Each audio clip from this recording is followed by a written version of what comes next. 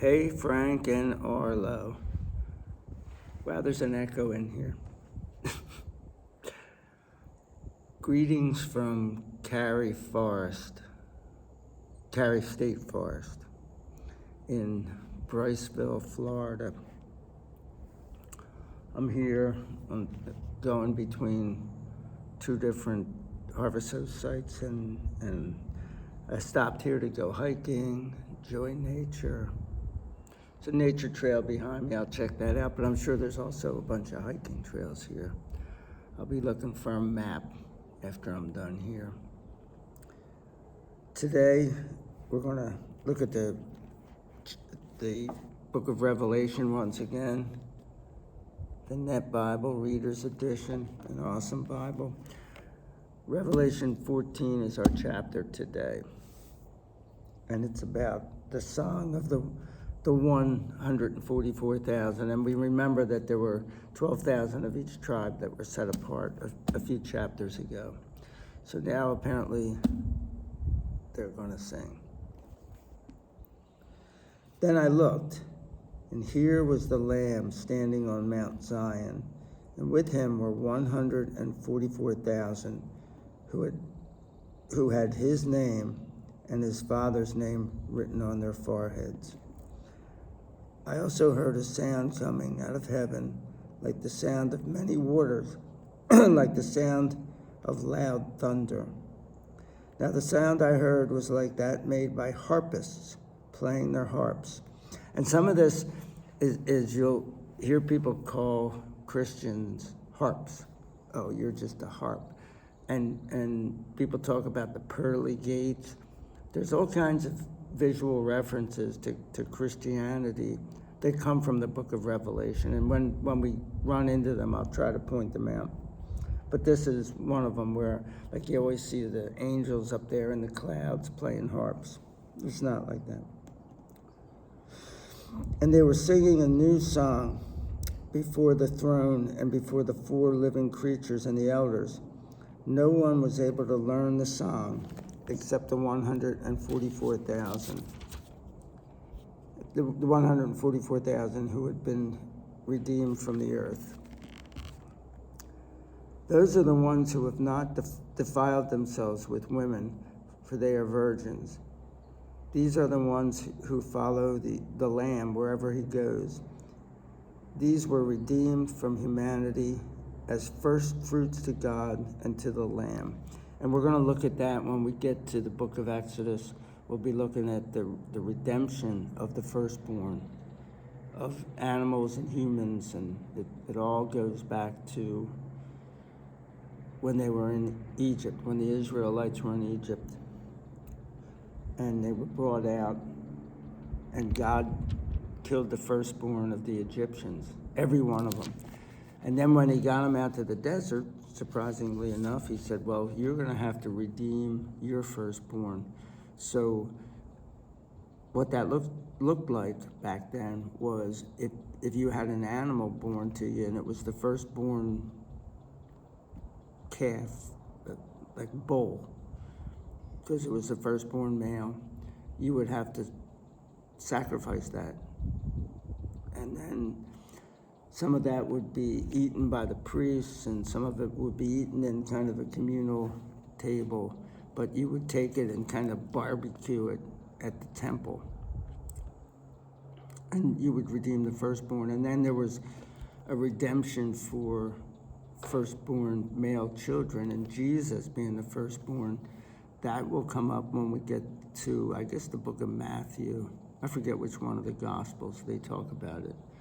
But he was circumcised, and then since they were not wealthy, a small bird of some sort was the redemption for him. These are the ones who follow the Lamb wherever he goes. These were redeemed from humanity as first fruits to God and to the Lamb. And no lie was found on their lips. They are blameless. So these people have set themselves aside to God. Now that we're going to see three angels and three messengers. Then I saw another angel flying directly overhead, and he had an eternal gospel to proclaim to those who live on the earth, to every nation, tribe, language, and people. He declared in a loud voice, "Fear God and give him glory, because the hour of his judgment has arrived, and worship the one who made heaven and earth, the sea, and the springs of water." A second angel followed the first, declaring, "Fallen, fallen is Babylon, that great city. She made all the nations drink of the wine of her immoral passion." A third angel followed the first two, declaring in a loud voice, "If anyone worships the beast in his image and takes the mark on his forehead," so that was the 666 mark on the forehead, although I don't know if people are going to actually have that stamped on their forehead. But so you were in one of two camps. You either have the mark of the beast stamped on your forehead or the mark of God, if you are alive during this time period on the earth. Or his hand. So the mark is on his forehead or his hand. That person will also drink of the wine of God's anger that has been mixed undiluted in the cup of his wrath, and he will be tortured with fire and sulfur in front of the holy angels and in front of the Lamb.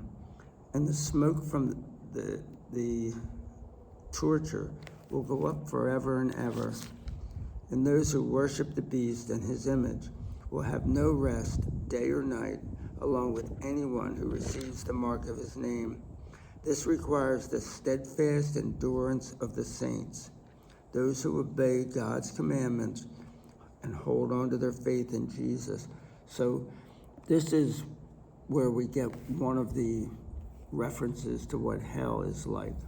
Now, I don't know exactly what hell is like, but I know for these people who worship the beast and the image of the beast, whatever that is, that they will be tortured eternally.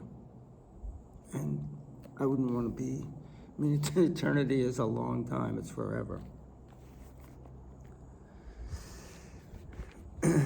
Then I heard a voice from heaven saying, "Write this: Blessed are the dead, those who die in the Lord from this moment on." So if you stay alive and you worship the beast, you're way, way worse than if you would die right then and be worshiping God when you die. "Yes," says the Spirit, "so they can rest from their hard work, because their deeds will follow them." Then I looked, and a white cloud appeared, and seated on the cloud was one like a son of man. He had a golden crown on his head and a sharp sickle in his hand. Then another angel came, and this is Jesus. Then another angel came out of the temple, shouting in a loud voice to the one seated on the cloud, "Use your sickle and start to reap, because the time to reap has come, since the earth's harvest is ripe." So the one seated on the cloud swung his sickle over the earth, and the earth was reaped. And a sickle is this thing that they used to use on farms. It's a curved blade on a long pole, and you would just swing it so that you would chop the wheat down or whatever you were chopping down at a specific height.